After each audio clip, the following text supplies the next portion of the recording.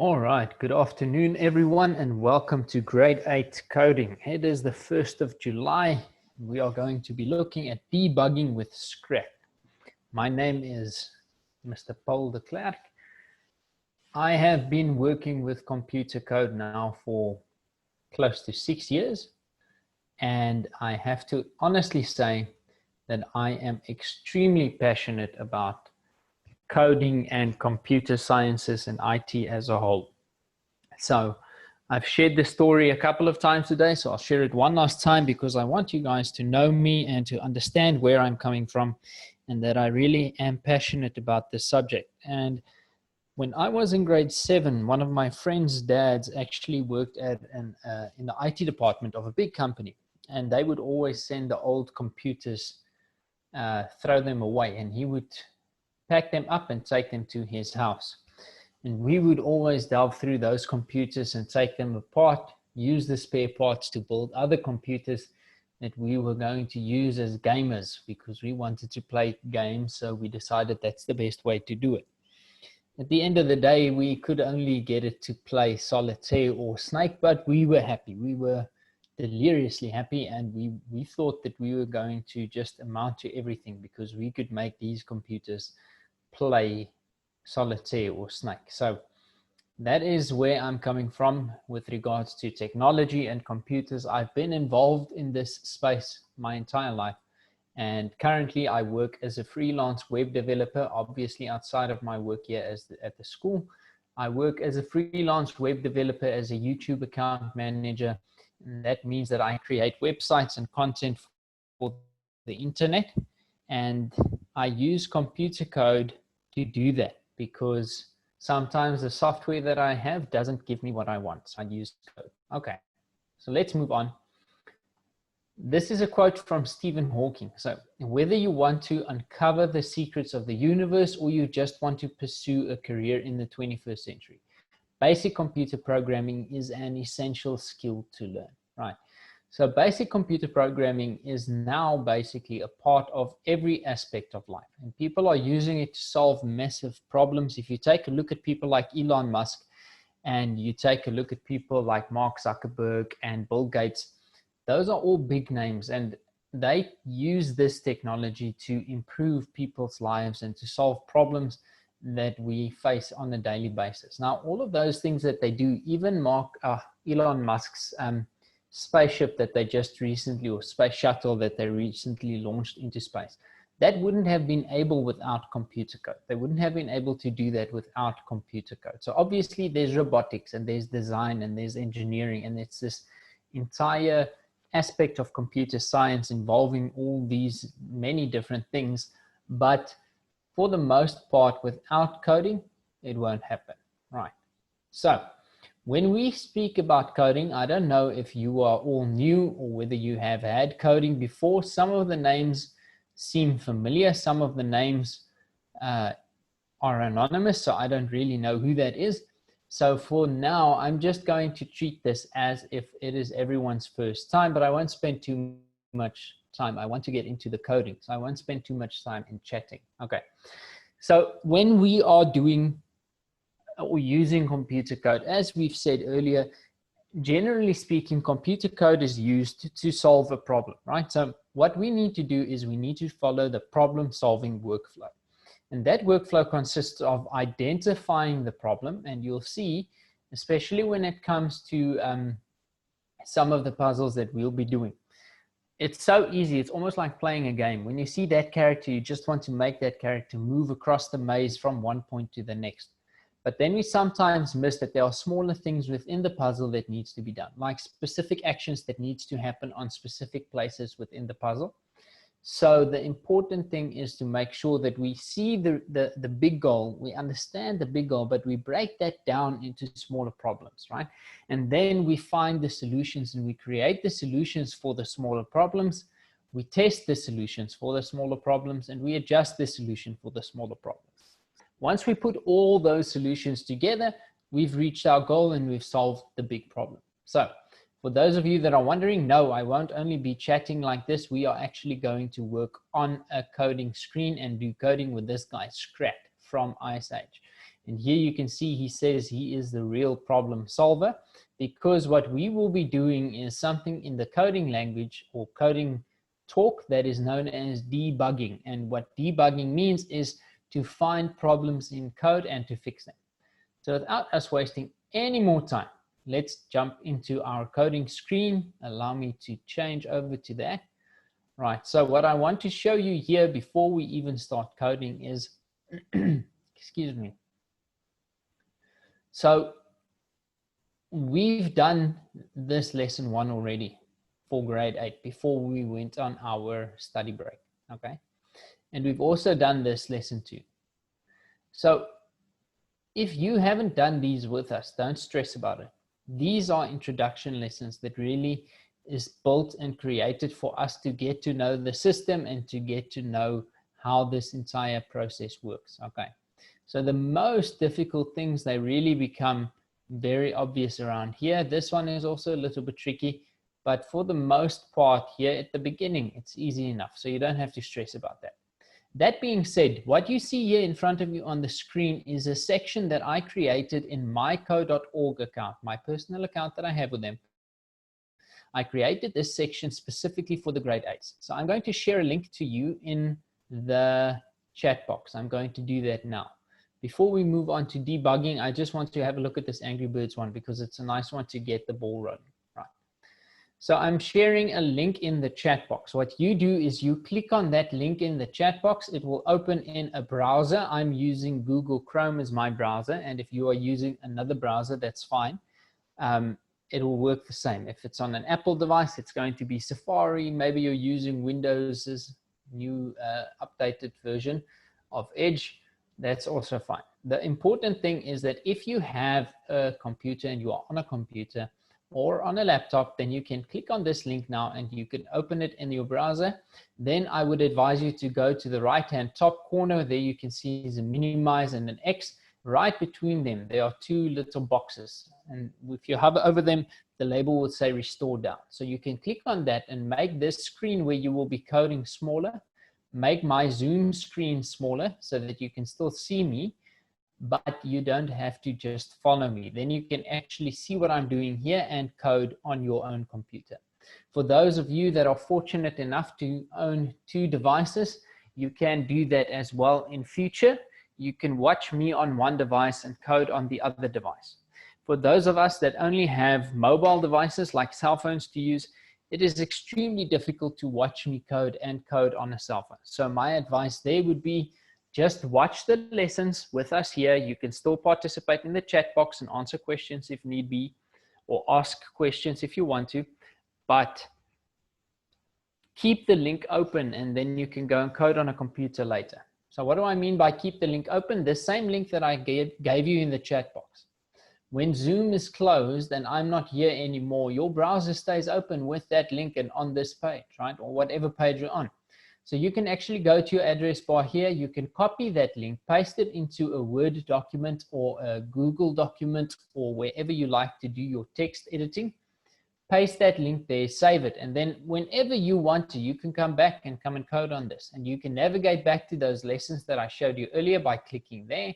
You can navigate between the puzzles here. These little diamonds are videos. We don't watch them in the class, but you can watch them on your own time. These flags are extras that I have activated within my account for you guys to do, okay? So before we carry on any further, I haven't had problems with this yet, but I do need to mention it. I will ask you to please keep your videos off.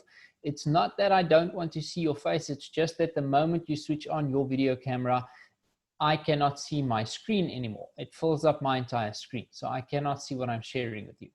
Secondly, the chat box is there for me to post links, not for you to post links. If you post a link in my chat box, I will remove you from the lesson, okay? Because I need to take into account the safety of everyone. So if new people come in and they request the link, you don't share it to them, I will share it to them. Okay, I need to be certain. There are things called link maskers. So it looks like the same link that I shared here, but it is in fact something completely else. So I need to be sure that everyone's safety is taken into account. So I'm the only one to share links in the chat box. But other than that, you're welcome. Use the chat box to talk to me, tell me the questions that you have, or ask me the questions that you have, and you can then also give me answers in there. I will be asking questions a bit later. Right, so now I want to get into this. This is called the Guia, Graphical User Interface, and this is where we are going to spend most of our time. So this on the right, on the left top is the play area, and this is where we see the magic happen, okay? So anything that we code on the right-hand side will be displayed there, okay? These are the instructions, and remember I said in the beginning we need to identify the problem. This does it for us. It tells us what the problem is that we need to solve, and it actually tells you how to solve the problem. So now you're asking, well, why are you here, me as a teacher? Well, I am here to explain to you why the solution they gave you worked, okay? Because this program is very good at showing you the problem, telling you how to fix it, allowing you to fix it, and then you move on. But you're not really learning because you don't really understand necessarily what you are doing here and why it is working. So that is why I am here, right? So this is our instruction plane, and it'll tell us the instructions. Over here we have our toolbox, and here are many different blocks of code that we can use, and each block has a different function. Some of them have similar functions but to different directions. So what we can do is, if we want to use a block, we drag it onto our workspace like that. If we don't want the block, we take it off of our workspace like that, okay? A move forward block does exactly what it says. It lets this character move forward. We are playing as the Angry Bird, okay? Turn left is going to make the Angry Bird turn. Now remember, this is a turn in place, so it will not make the bird turn and move. It'll only make the bird turn. So this is a turn right. Now both of these are toggles, so you can actually make either one do either direction. And then over here we have a repeat block. Now what a repeat block does is it will repeat this many times. You set the times, whatever you put inside it. So if you put move forward 4 times inside, or put move forward inside it, you set it to 4 times, and this pig will move 1, 2, 3, 4 times and blow up because it'll be on the TNT. So just for fun, let's see what that would look like. Okay. Look, it even destroys the stuff around it. Okay. Now what is important, and this is what I need you to understand from the beginning. This move forward 4 times is also going to do the same thing, but we are using 1, 2, 3, 4 blocks here, whereas with a repeat, we're using only 2 blocks. So why would we want to use less blocks? Well, all of the code that we write has to be read and processed by computers, whether that's the computer chip in a cell phone or whether that's a computer like the one that I'm working on now. The more lines of code and the more information it has to process, the slower it will be. It just makes sense, right? It's the same as with you. If you are walking down the road, if you are carrying your backpack, you will walk at a relatively easy pace. If you are carrying your backpack and 5 other friends' backpacks, and it's loaded with bricks, now you might slow down a little bit, okay? For those that are really strong, it won't bother, but to me, I'll crawl. I'll be extremely slow.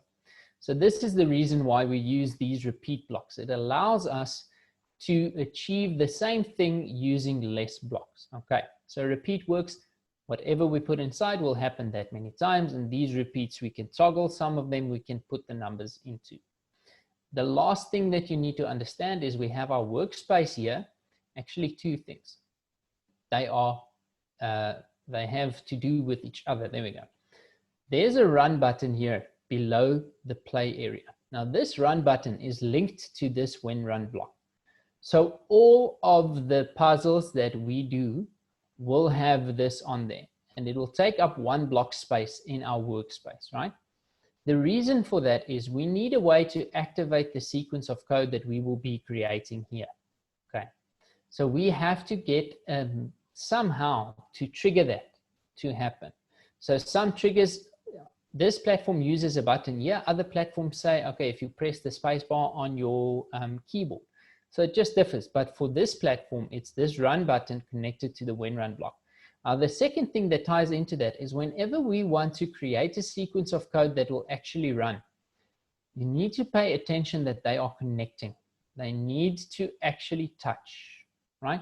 If they do not touch, then they will not run. So if you have a look here, now for some reason it doesn't. Oh, there we go. And remember to set your toggles. Always set the toggles. Okay, you try that again. That's better.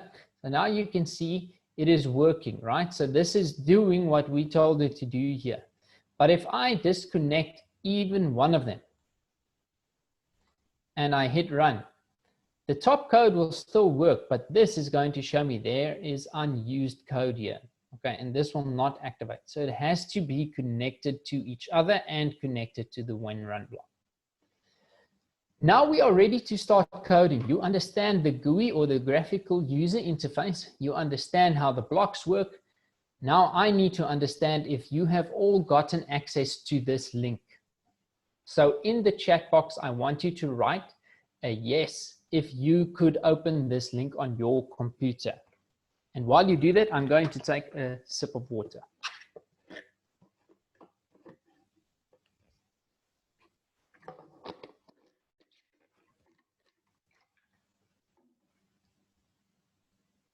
Okay.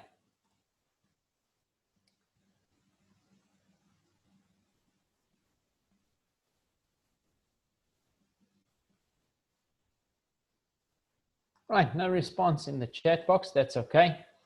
I still need to carry on with doing the coding because these videos go to YouTube and they don't like to just sit and wait for something to happen that they can't see. So let us have a look at this. What we see here is that we need to get this bird onto that pig. That's the biggest I can get it. So it says, now help me sneak up on the pig any way you want to. So that means there are no restrictions to how we move. We can choose to move however we want. There are obviously a few restrictions on the play area itself. These walls, we can't move through them, and the TNT, well, we saw what happens when we jump onto them. So we don't want to do that. So I would like to take the straightest route first. So I'm going to say, okay, I want the bird to move from here to there. So we're breaking it down into a smaller problem. So we can see that this bird needs to move 1, 2, 3 times, right? So we're going to say move forward. But I'm going to start by putting it into a repeat right off the bat because we do not need to. This is an easy sequence. Okay, so usually when we're writing more complicated sequences, I advise all my students to first create the sequence and test it before you start putting things into loops, because once it is in a loop, it's very difficult to identify where the problem is. But the way that we have it now, it's okay because it's a very easy sequence. Right, when we get to here, we don't want to hit that TNT blocks, so we want to turn to the right. There we go. And then we want to head all the way down to be in line with the pig here. So that's 1, 2, 3, 4 again, right? So now we're going to put another repeat in there and move forward and do that 4 times. So now that we're here, we want to face the pig. So for that, we say turn left, okay? Because we are facing down and we want to go this way. And then we need to find a way to end up on the pig so we can see it's going to be 1, 2, 3 blocks again. So then you can use another repeat there that says move forward 3 times. Now we can test this code by running it.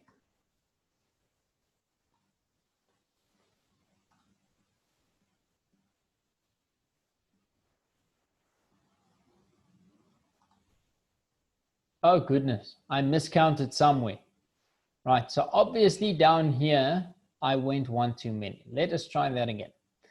1, 2, 3 only, not 4. Let's try that again. I'm checking the participants to see if I recognize any of my old students, and then I wasn't paying attention to the play area. Great. Now what I would like to know is, do you think there is a way to make this code shorter? In the chat box, I see all the settings are set so that we can actually chat to one another. So in the chat box, just type yes if you think we can make this code shorter by any amount.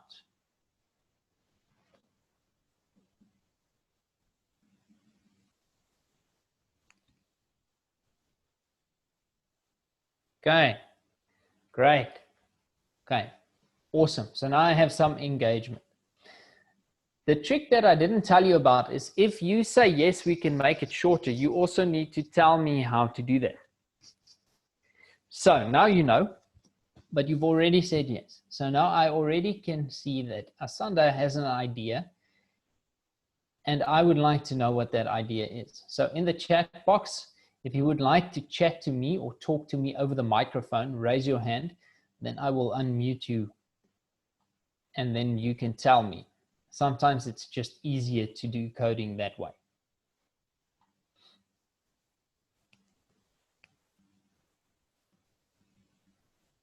I'm going to give about a minute to see if the ideas start rolling into the chat box. If it doesn't, then I'll see what I can do, because I think there might be a way to make this code shorter.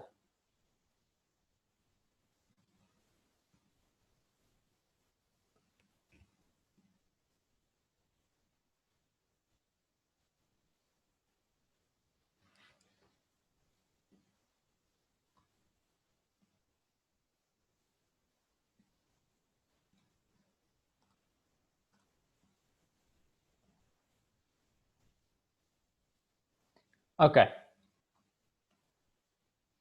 So what I think I'm going to do is to run it again. Okay, let's run it again.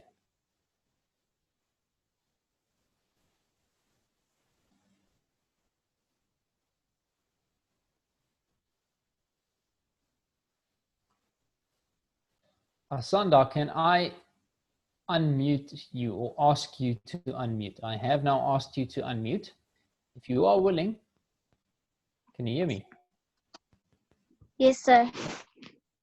Awesome. So what is your thinking? How can we shorten this? So I think you move forward, then you turn right. Okay. So do you want to move forward only once? Or do you want to keep it at 3 times? So keep it at 3 times. Okay. So up to here, we're still good. Move Yes, forward sir. 3 times and turn right. Okay, what would you like to do next? Or what do you think we can do to improve on this?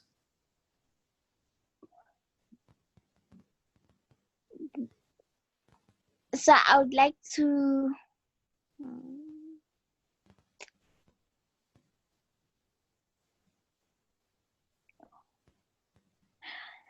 no thanks, sir. Can you please excuse me?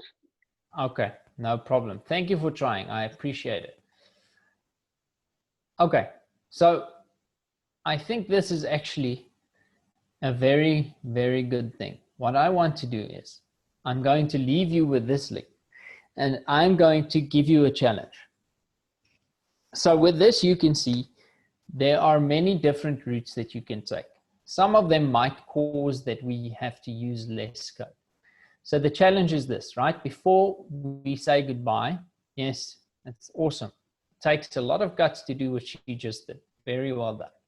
Okay, so before we say goodbye, I'm going to come back to this puzzle. I'm going to drop the link in the chat box, and that is going to be your challenge for today. Okay, what I would like to see is everybody try to make this code shorter, even if it means that you're taking a different route. Perhaps you're coming down in a zigzag step pattern to here. Perhaps you decide to come down there and do it however you like, okay? The goal is for us to use less blocks than what we're using now. Currently, we're using 1, 2, 3, 4, 5, 6, 7, 8 blocks, okay? So I'm going to do that as your challenge and for homework. Right at the end of this lesson, you'll see my email address. So what I would really like it if you can take a screenshot of that shorter code and send it to me, okay? So for now, I think we've solved this one problem, which was to get the bird from there to the pig. So what we're going to do next is move on to our new puzzle or our new lesson.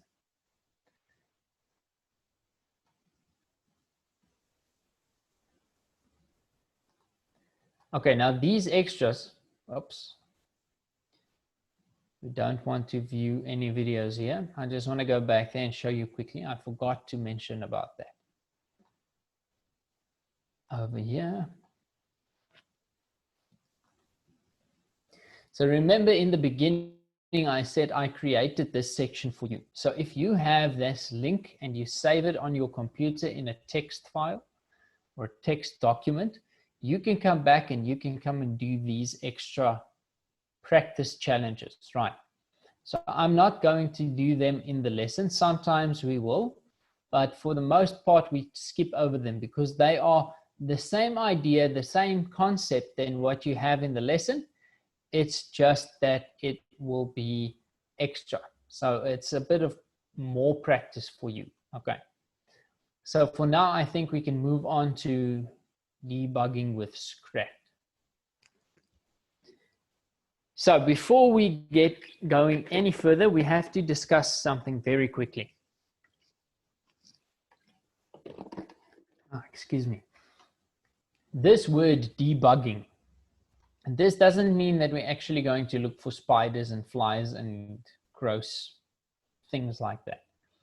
What this means in a coding term is that we are going to look for and fix mistakes. So there you can see this code isn't quite right. Fix the code to help Scrat get to the acorn, right? So this is the idea. We want to take this code and we want to fix this code. So I can already see we've got a when run move forward and move forward. So now if we track this with my mouse pointer, we have a move forward that will put us there and another move forward that will put us there, but we're one short of the acorn. So which one of these blocks do I need to add here to get Scrat all the way to the acorn? Type that in the chat box for me.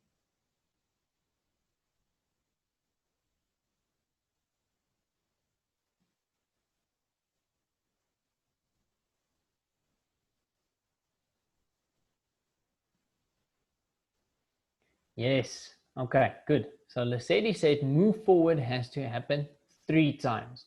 So we need to add one more move forward block. Now if we click run, there we go. We've done it. So I just want to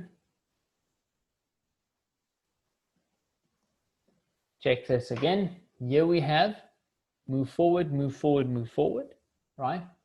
And this is happening 3 times. The reason is Scrat has to move forward 3 times. Okay, let's move on.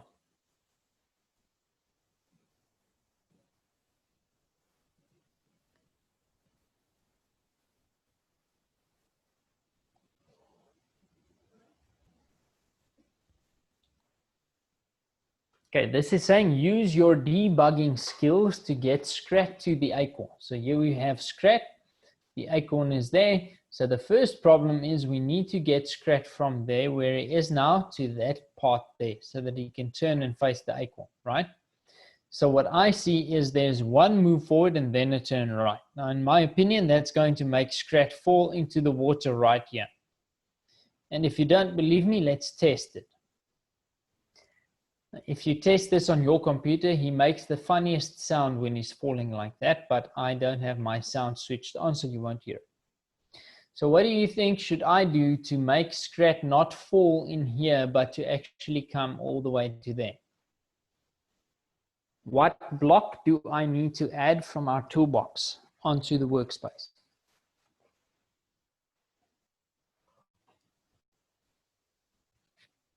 Okay, so what the idea is from Asanda in the chat box is move forward twice, turn right that we have, and move forward once, like this. And then Lesedi said we need to add a move forward there. So let's test this and see. Oh, look at that. That is so close, it's not even funny. So all of this, the difficult part is done. We're getting Scrat from here to there. We're getting Scrat to turn and to start moving towards the acorn and still not fall off. So the only thing is there we need to add a second move forward. Now you saw earlier when I did the Angry Birds thing, it's very easy to put an extra or to put one too little. Okay, so don't stress about that. And you cannot break this. You can put 100 lines of code in here, click on run, and this program will not break. So you can test and try and do whatever you feel you want to.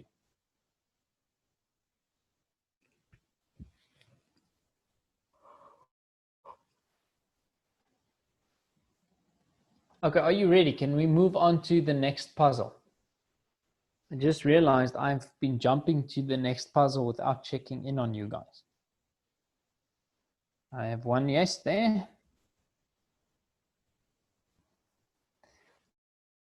Okay, 2 yeses. Anyone else wants to chime in?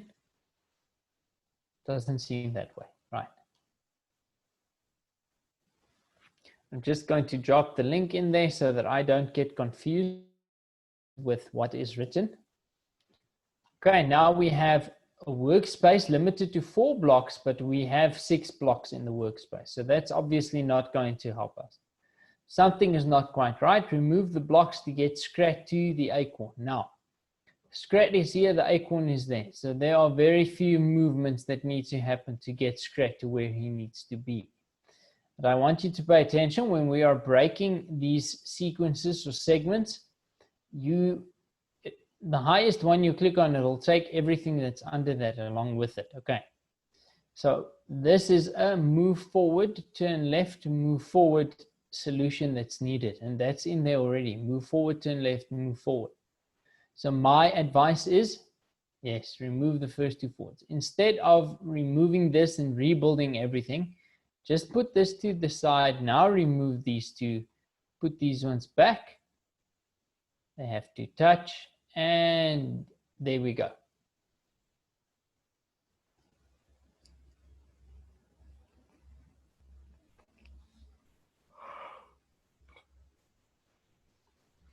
Okay, we're catching some good speed here. Do you want to continue? Are we going on to the next puzzle? But remember, we can only move on if you really understand the ones where we have already been.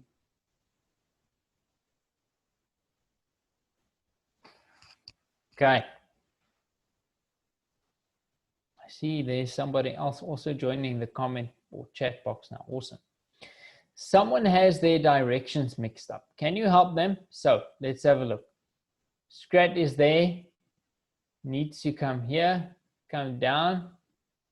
Then we need to turn right towards this icon, and there we go. So here we are. Move forward to put us over there.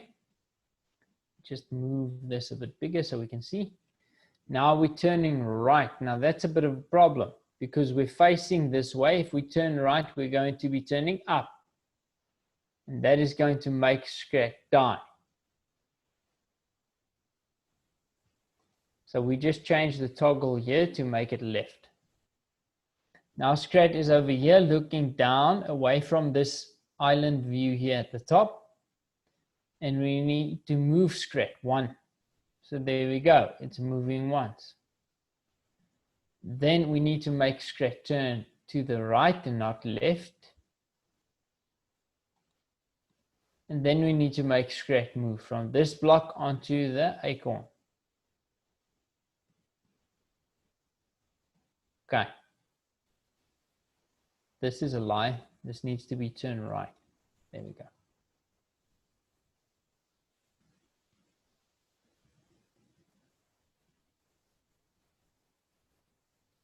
Awesome. Are you ready for me to move on?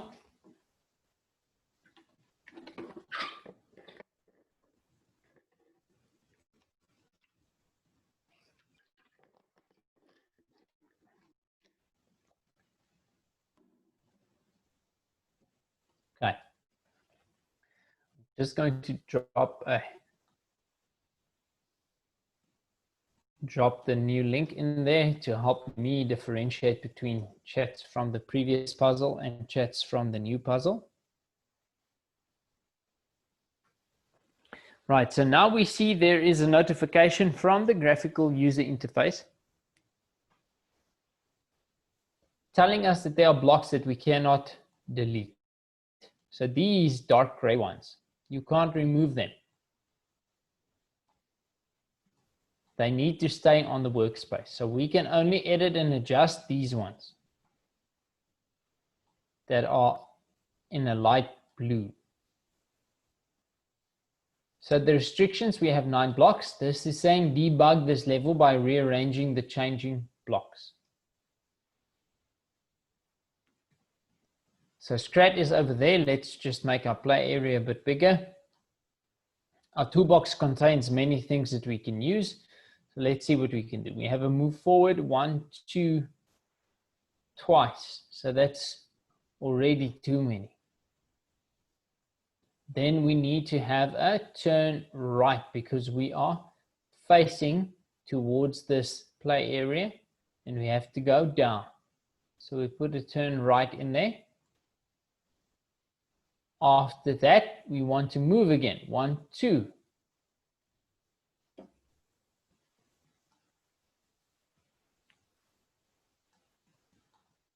Okay, 1, 2. When we're here, we need to turn left to face the acorn.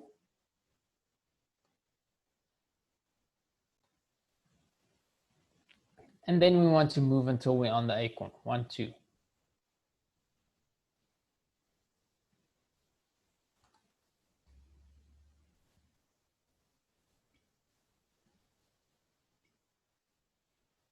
And there we go.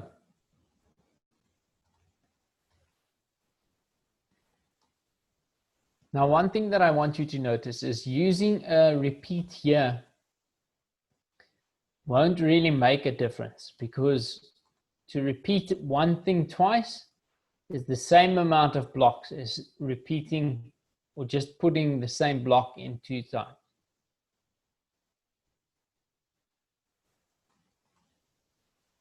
Right. So we've done that. Scrat found the acorn. We are happy. I think we've time for one more. What do you say?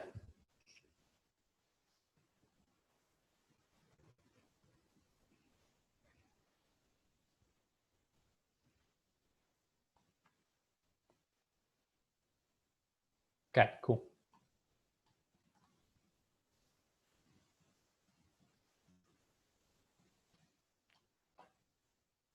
Figure out what's wrong and get Scrat to the acorn. So we need to figure out what the problem is and we need to help Scrat find his acorn.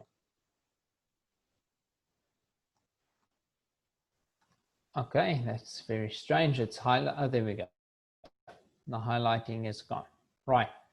So we need to first look at how Scrat needs to move. This is a move forward, then a turn left, a move forward, to turn right, 1, 2, a turn right and down. Okay, so what we have here is a move forward, which is good.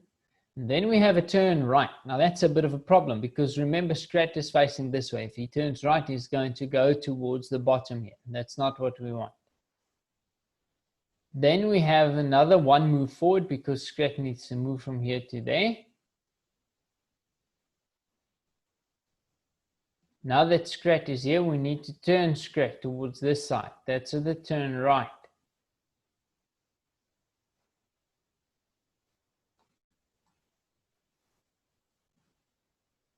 Right. Now that Scrat is over here, we need to turn towards the acorn. That's another turn right.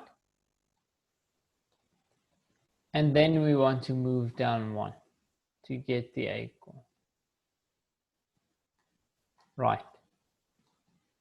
No, that's the wrong one. Sorry about that. What have I done here? Okay, let me just check quickly one more time.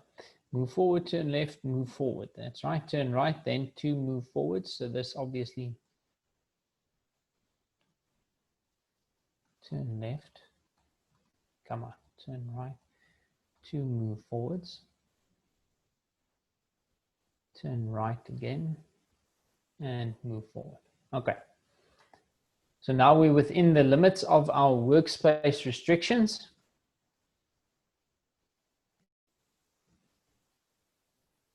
Okay.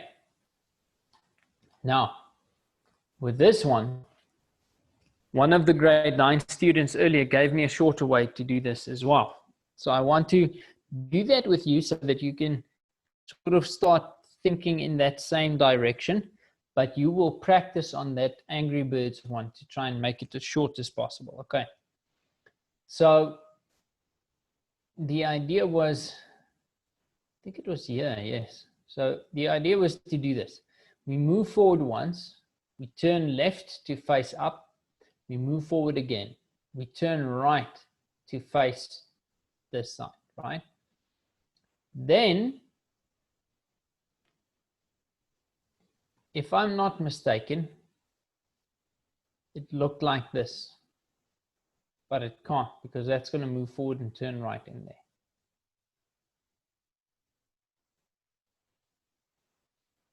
I just want to check something here that I forgot we did earlier.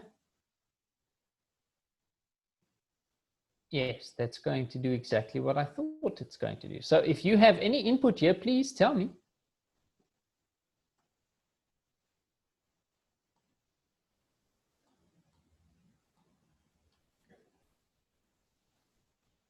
So let's think this through very clearly, and we solve each problem on its own.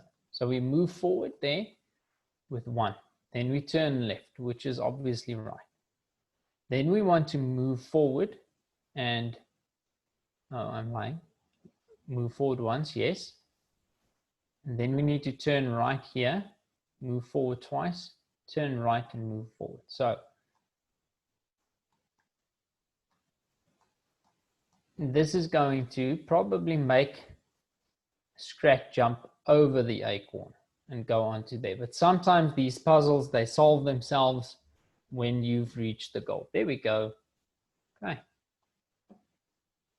So now we've gone from 9 blocks down to 8 blocks that we used earlier. Okay, so we're moving forward. We're turning left to go towards that side. We're moving to that side. Then we're turning right. We're moving forward twice. Then we will turn right again and move forward twice again. So this last move forward is actually being wasted. But in the greater scheme of things, remember I said earlier, if you have too much code, then the machine gets slower. Now we're saving 1 line of code. So even if we're wasting this block of code, we're still saving 1 in the long run. So it doesn't really make a big difference. Okay, so what I want to do is quickly go back to that lesson 10 or puzzle 10 in lesson 2, 11.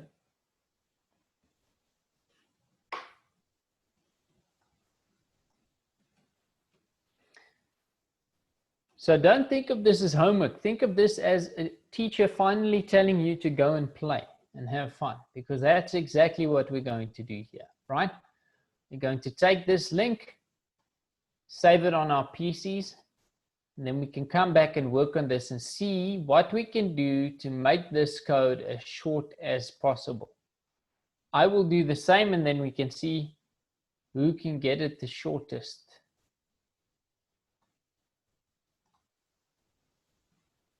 Okay, so don't worry about this because we've now adjusted the homework to the Angry Birds one, which is a better idea. So for tomorrow's lesson, we are going to continue with debugging with Scrat. We will continue with the puzzles that we haven't done today. Obviously, we are a bit further than I anticipated, but that's a great thing. It allows us to learn more, right? So debugging just means sort of finding the problems that we have within computer code. After you've solved that puzzle 11 of the Angry Birds one and you've made it shorter, take a screenshot of your code and send it to me on this email address. I'd love to see what you guys are getting up to, right? It's paul@africateamgeeks.co.za. And there you can find us on Facebook, Instagram, and Twitter, and go and follow or search for Africa Team Geeks and give us a follow on those social media handles. Also invite your friends to come and join us tomorrow for the lessons here. We have coding classes from grade 1 to grade 9. So all are welcome. You can head to the Africa Team Geeks website to register. Okay. Goodbye, and thank you so much for being here. Have a great day, guys. See you.